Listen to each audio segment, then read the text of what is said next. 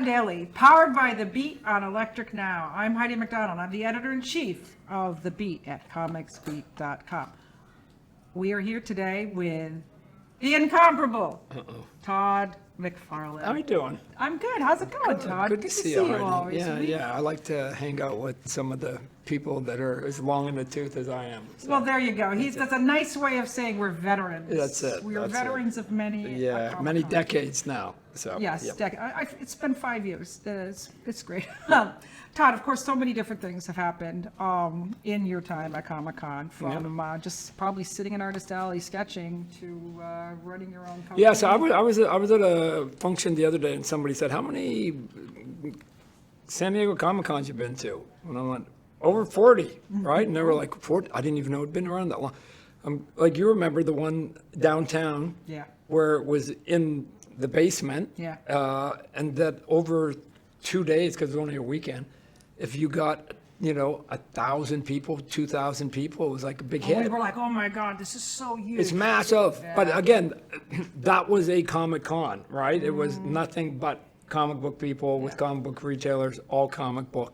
And then it just kept growing and growing to the point that they jumped over here when the convention got built. Right. And the first year they took Hall A. Yeah, that's right. And then the next year they go, maybe we got to go to AB. And then ABC, and eventually over the years they ate up A through H, and they couldn't get to an I. Now we're at the Hilton. Right. No, you can't go any further. They would have expanded further, right? Oh, they just the building ended. So I've seen that evolution from basement to this massive Super Bowl times 4 days. Yeah, that's right. Every day is the Super Bowl here. Yep. You're right. When the Spawn movie came out, did you do in '97? In '97, okay. Did you do any? There was no Hall H, so you couldn't do Hall H. Did you do anything for it then when it came out here at Comic-Con? No, I don't remember actually. Wait, you had Al in the car. Yeah, like the pop culture part that is such a big piece of it right now. San Diego Comic-Con, right? The comic books, as you know, are now like this piece off in the corner. Back then, the whole sort of Hollywood showing trailers, doing all that hadn't matured yet, right? Hollywood to some extent was kind of late getting to this game, right? Which is why there's so many off-site events now, right? Because once Hollywood sort of said, "Hey, we're going to come in," at some point they said, "Oh, we're whatever big giant company, entertainment company, and we need a big booth." And they just said, "There is no booth," right? Because the way that it works, if you have a booth and you pay for it, a week later you get it the next year. It's like having season tickets in the stadium, right? You got to wait for somebody to die to be able to get that seat. So the big companies were going, what? They were flexing their muscles, going, "We're a $1 billion corporation." It's like there's no space, right? And then I remember they started doing off-site, and the first year I heard of that, it was like 4 off-site events, and the next year it was like 18, and then it went like 37, and I bet you there's over 100 now, right? There's now literally there are 2 conventions going on. Yeah. There's one that's going on in that building called the Convention Center, San Diego Comic-Con, official, and then there's the 100 events that are off. I know dozens of people who come to San Diego who don't have a ticket to get into the con, but they come to do the 100 events. They just want to feel the magic. Well, there's 100 events, so they don't have to feel it. They can actually be involved in it, right? So they're going, "Man, I'm tired. I got to do this. I got these autographs. I got to meet this celebrity." Like, they pack it full, and then they have a bunch at Petco, which is where the Padres play.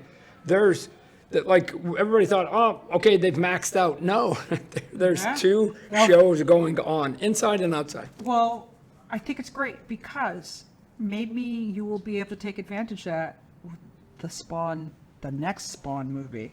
No, we should, because now that's part of the DNA of the show. Right. So, okay. So I've heard that there's been a big development. Now, come on, we have been talking about this for quite a while. Yeah. There's been a big development with the second Spawn movie. Yeah. So, I mean, again, I know that people, myself, my wife, are agitated. Like, man, we put out comic books every month, right? Like, now every week.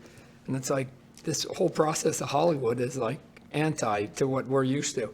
And I think the fans too, which is why they're aggravated. But again, I keep reminding people there was a pandemic and there was a writer's strike in there. Mm-hmm. So you got to subtract 3 or 4 years out of all that because things got shut down. But the piece that you have to have, because you cannot make a movie, is if you don't have a script. And we have been waiting, and they've been working on it, and we've been waiting. And again, ideally, they delivered something a year ago, but you just let everything take its normal course. So on Monday, we posted the cover to the script. Now, it's interesting, I told one of the writers, you should have just put first draft on it, because half the headline said, Todd has a new title for this movie. And it's like, no, guys, it's not a new title for the movie. We have a script. This is like It's more than a title. Yeah, it's a little bit of, more. it was a little bit of inside baseball, right? Yeah. People in Hollywood know what it means. That it's like, you show that page, that means there's a script to be read right now. And so we finally crossed this giant sort of barrier that has been there, because everything else will now go in expedited fashion. We'll go find, the next move is we'll go find our director. Hopefully somebody's excited about this sort of bold new direction. We knew that we couldn't do a $200 million movie on a fraction of the budget. And anybody that tried to write that movie is a fool, right? So our conversations were, what can we do to just make this its own voice, right? And we knew roughly the budget's going to probably come in about $65 million. And again, not small, but not one of the big mega ones. Nowadays, that's a solid, modest. Yeah, a solid number. And so we go, what can we do within the confines of that to make it like its own film that people will enjoy? Oh, and by the way, we have to create something that moviegoers will enjoy, right? This is the piece where I hate when I get pragmatic, right? And I just hate myself. That Todd, the CEO, says, look, for this movie to work, for this brand to get outside of the bubble of, comic books in a meaningful way, like Walking Dead did, which became a worldwide phenomenon, is you have to have people in every country around the globe who know nothing about your brand, who know nothing about comic books, who know nothing about me, just say, oh my gosh, there's these other people that are involved that I know their movie and their work. And that looks kind of cool. That trailer looks kind of cool. It's not the comic book people that are going to make any brand its own success. Aquaman doesn't really sell a ton of comic books, and it made $1 billion. It was the biggest, it's still, to this day, the biggest superhero movie that Warner Brother has. That means there's people in Bosnia and Portugal that are going, I dig this movie.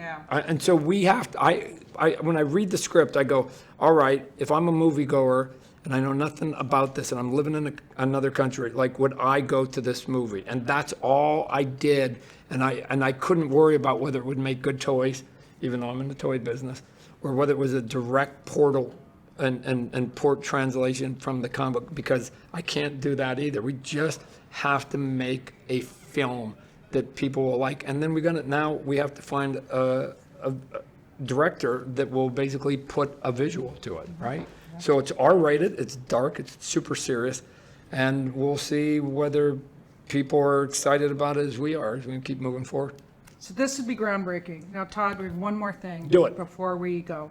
A few years ago, you made a part of a documentary called Image Revolution. Yep. And do you remember this scene? Just no vocalization or show of appreciation. That's the thing with Todd. Todd would be like, where's my plaque?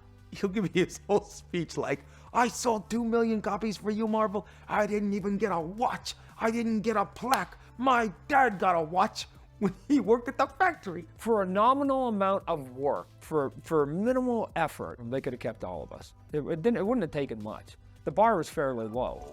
So I Todd, still believe that to be true. we've seen this. It has touched our hearts, and we want you to have a watch. Oh man! I got my watch. Shoot. Now let me just say, this is a kind gesture. Todd, thank you so much for Heidi, coming thanks today. for having me. Always. And lock it down on Con Daily.